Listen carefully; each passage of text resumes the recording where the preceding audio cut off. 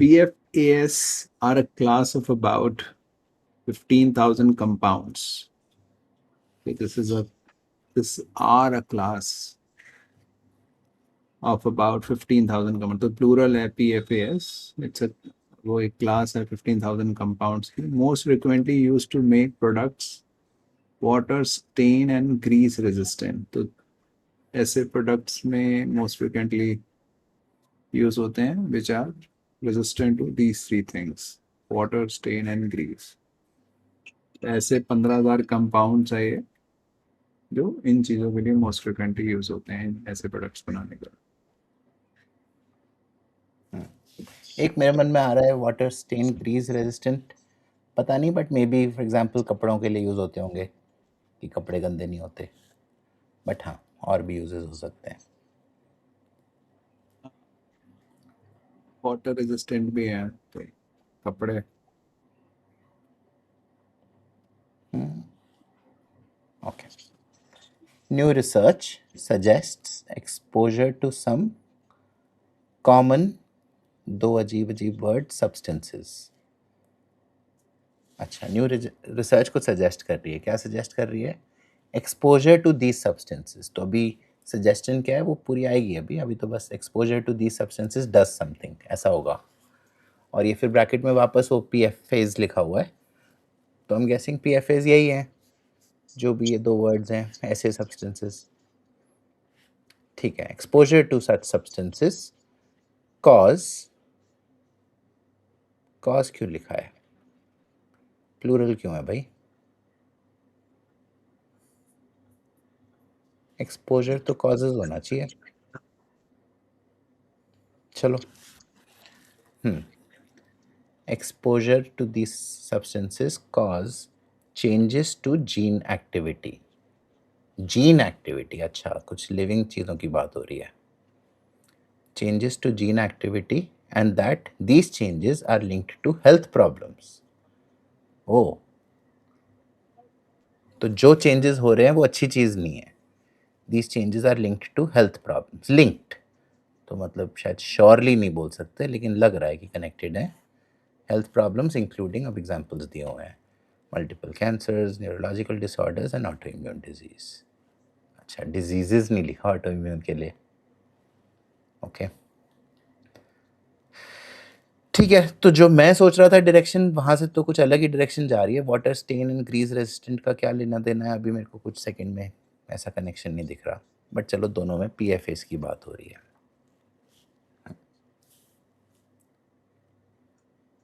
या तो मतलब सेकंड में वो एसेंशली न्यू रिसर्च का बता रहा है कि उससे पता लग रहा है कि ये नुकसान है इससे. और ऐसा लग रहा है कि पहली बार ही PFAS के बारे में बात कर रहा है सेंटेंस में. मतलब फुल फॉर्म आ रही है. फर्स्ट सेंटेंस में तो PFAS को डायरेक्टली लिख दिया था. तो तो अगर लिखना भी होगा तो सेकंड के बाद फर्स्ट आएगा.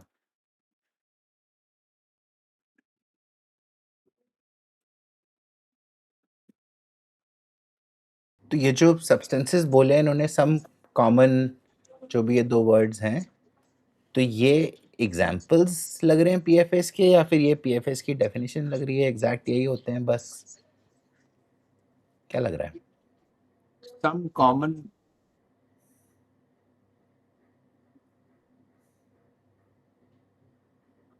यार मेरे को तो PFAS की फुल फॉर्म लग रही थी वो.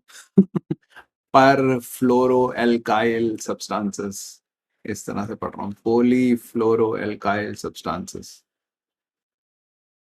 आई PFAS. सी, आई सी. तो पर फ्लोरो भी PF में हो गया और पॉली फ्लोरो भी PF में हो गया. हाँ दोनों में एल्काइल भी है तो या. हाँ हाँ, दैट्स फेयर. अच्छा, जो सम कॉमन है ना, वो पढ़ के मेरे को मन में आ रहा है कि clear cut black and white definition नहीं है शायद, कि और भी शायद जैसे पर फ्लोरो और पॉलीफ्लोरो हैं PF, और फिर अल्काइल PFAs, तो क्या पता कोई तीसरे टाइप के भी PFAs हो सकते हो, या फिर विद इन दीज पता नहीं सारे PFAs हैं कि नहीं. सम कॉमन क्यों लिखा है वो मैं इतना श्योर नहीं हो रहा अभी.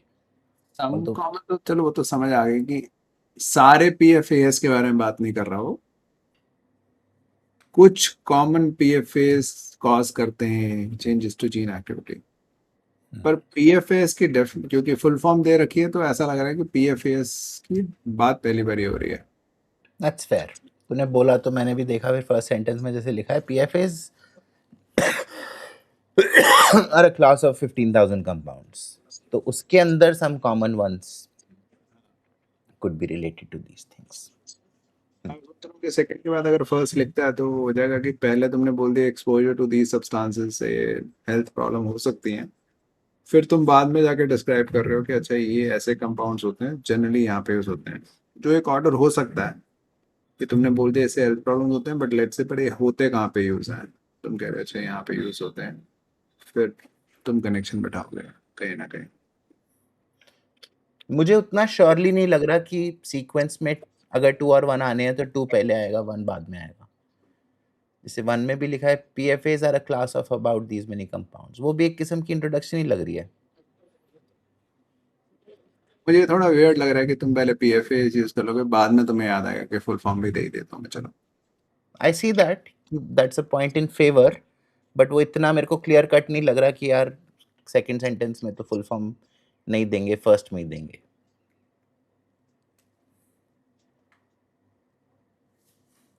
हाँ मतलब, हाँ, उतना तो नहीं कह सकते कि डिफाइन हो गया, बट हाँ वो एक पॉइंट उसके फेवर में है।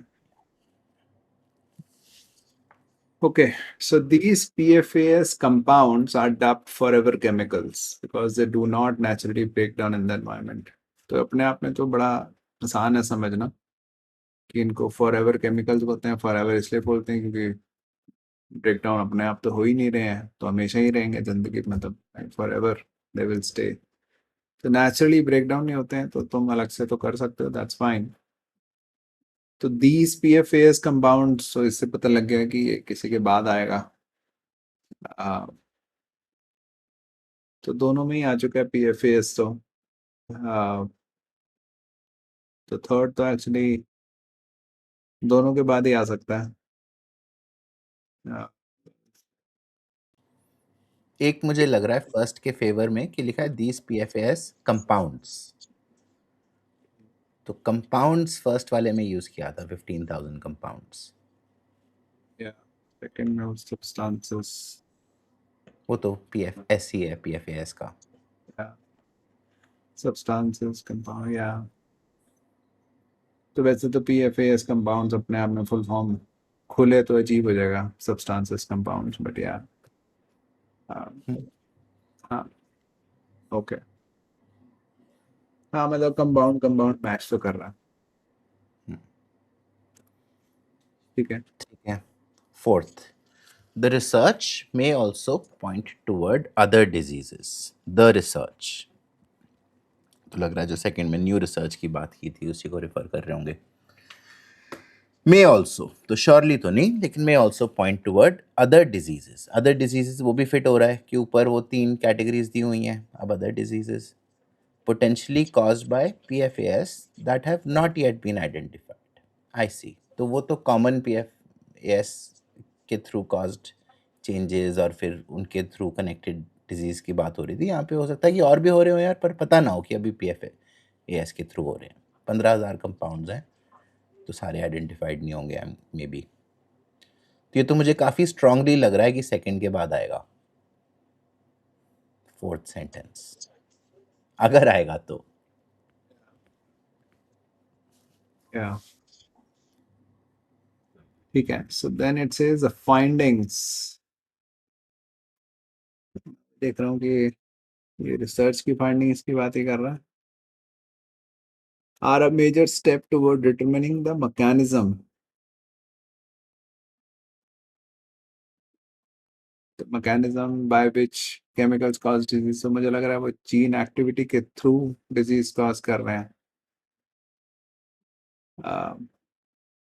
उस सेंस में वो कनेक्शन लग रहा है मेरा सेकंड से। The findings are a major step to determine क्या मैकेनिज्म है जिससे केमिकल्स डिजीज को कॉज करते हैं, and could help doctors identify, detect and treat health problems for those exposed to PFAS before the issues advance. तो बीमारियां advance करें before the disease advance,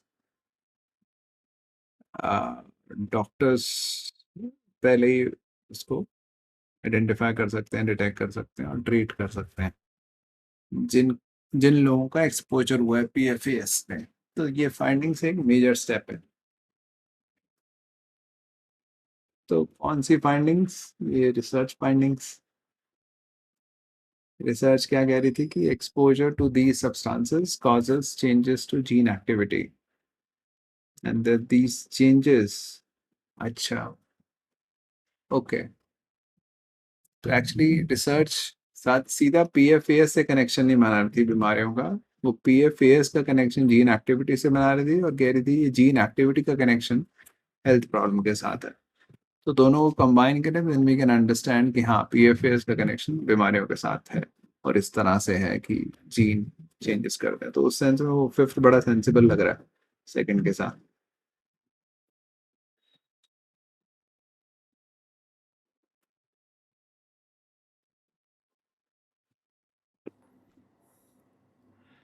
तो फाइंडिंग्स क्या है लेकिन?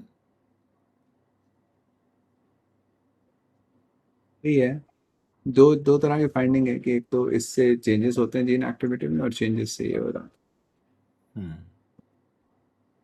तो ये दो चीज़ें पता लग गई, तो मेजर स्टेप है भाई टुवर्ड डिटरमाइनिंग द मैकेनिज्म।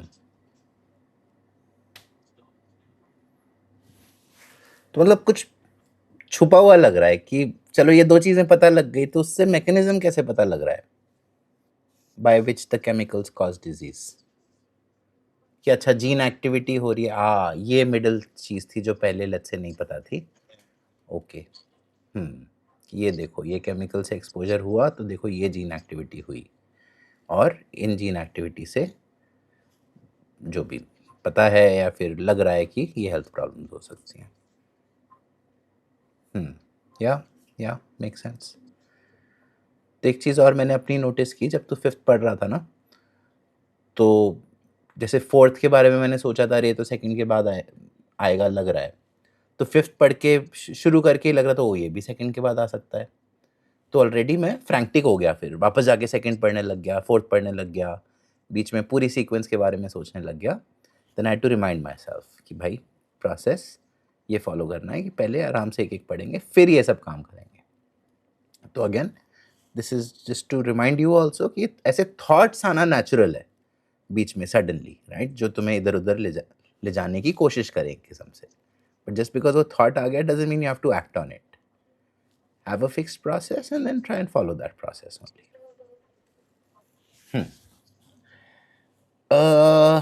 तो अभी तो यार मुझे ऐसे clear cut odd one out ऐसे समझ में नहीं आ रहा, पर स्टोरी को लेके वैसे मेरे मन में आ रहा है कि शायद जो मैं पहले सोच रहा था कि these compounds are used to make products, तो पहले मैं कपड़े सोच रहा था, अब मेरे मन में आ रहा है पता नहीं क्लीनिंग प्रोडक्ट्स या कुछ ऐसा मे बी।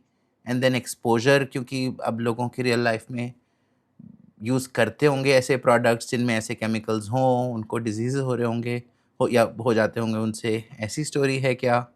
केमिकल्स वर्ड भी लिखा हुआ है नीचे, तो वापस लग रहा है हाँ क्लीनर्स वगैरह हो सकते होंगे शायद। But this is just overall जो मैं सोच रहा हूँ, ऐसे सीक्वेंस वाइज तो बिल्कुल भी नहीं है, I am not even sure कि फॉर एग्जांपल वन आएगा कि नहीं आएगा, बट मेरे मन में आ रहा है कि यार वन के साथ ऐसी शायद स्टोरी बन सकती होगी। तो अभी 3 से तो फॉर एग्जांपल शुरू नहीं हो सकता, these PFAS compounds. 4 the research में also point. 5 the findings are a major step. ये तो तीनों में किसी ना किसी चीज़ को रिफर कर रहे हैं, तो स्टार्ट तो 1 या 2 से ही होगा। न्यू रिसर्च सजेस्ट एक्सपोजर, तो इसमें सेकंड वाले में वो एक तो प्लस पॉइंट है कि फुल फॉर्म दिया हुआ है उसका, तो उस तरह से लग रहा है पहला हो सकता है। स्टोरी वाइज मैं सोचूं तो मेरे को लग रहा है कि यार अच्छा दोनों तरह से देखता हूँ, क्योंकि थोड़ा मेरे लिए अजीब है कि न्यू रिसर्च से शुरू कर रहे हैं बात। मेरे मन में ऐसा आ रहा है कि पहले कुछ सिचुएशन होगी फिर उसके बाद न्यू रिसर्च हुई होगी, तो new research is kind of a point in favour of कि नहीं फर्स्ट नहीं होगा सेंटेंस ये, नॉट शॉर्ट लेकिन हाँ उस डायरेक्शन में ले जा रहा है वो थोड़ा। या मतलब मुझे भी वही लग रहा है कि पहले तुम किसी के बारे में बात करो कि पीएफएस ये होते हैं, और अब जो नई रिसर्च आई है वो इनकी कुछ कमियां बता रही है। हम्म, दैट मेक्स मोर सेंस कि न्यू रिसर्च जो आई है कुछ कमियां बता रही है, बाय द वे पीएफएस ये होते हैं। या, या। या तो हिसाब से लग रहा है 1 फिर 2, 2 के बाद 4 भी फिट हो रहा था वैसे तो द फोर रिसर्च में आल्सो फोर और पॉइंट फाइव टुवर्ड सही लग रहे हैं। 3 ऑड लग रहा है। या हाँ, लग मुझे भी 3 मुझे पहले ही ऑड लग गया था, मैं 4 और 5 में सीक्वेंस के बारे में सोच रहा था। तो तू क्या कह रहा है, पहले 4 फिर 5? नहीं पता एग्जैक्ट मैंने क्या सोचा है। हम्म।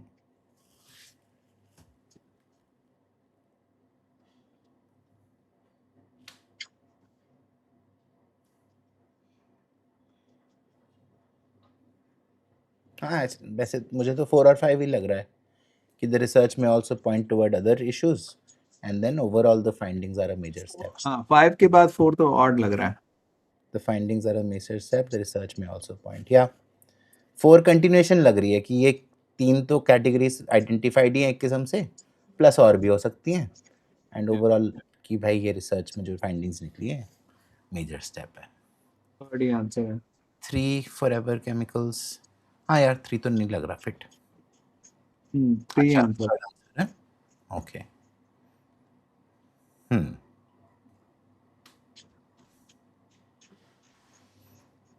ये अब जैसे एंड में 3 मेरे मन में भी आ गया था, 1 एंड 2 के बारे में डिसाइड करने के बाद ही आ गया था कि 3 तो नहीं लग रहा फिट। तो मैं प्रोसेस वाइज सोच रहा हूँ कि एंड 4 एंड 5 स्टोरी वाइज तो लग रहे थे, सीक्वेंस या फिर एकदम कोहेरेंट कैसे बनेगा पैराग्राफ वो श्योर नहीं था।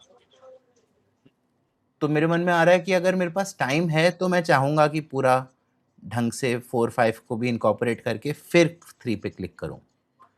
हाँ, अगर टाइम का इश्यू लग रहा है, कुछ ऐसे लग रहा है, तो फिर उस पॉइंट पे मतलब मैं 3 मार्क कर देता, व्हिच वुड हैव बीन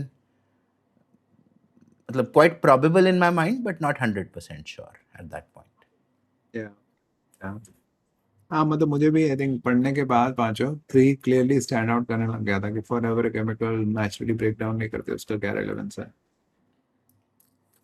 हाँ। इसमें प्लस मुझे लग रहा है जितनी ऐसे और कोहेरेंट पैराग्राफ्स बनाएंगे, जितना ये और प्रैक्टिस करेंगे, उतना और क्लियरली जंप आउट करने लग जाएंगी चीज़ें जो फिट नहीं हो रही लग रही। तो मतलब ये स्टार्टिंग पॉइंट नहीं होना चाहिए कि शुरू से ही बस समहाउ थोड़ा थोड़ा सब्जेक्ट मैटर देख के ऑड वन फिगर आउट करो। स्टार्टिंग पॉइंट तो यही रखो कि पूरा कोहेरेंट पैराग्राफ बनाओ। तो कोहेरेंट पैराग्राफ बनाने का स्किल डेवलप जैसे होता रहेगा, वैसे वैसे ऑड वन आउट और आराम से समझ में आते रहेंगे।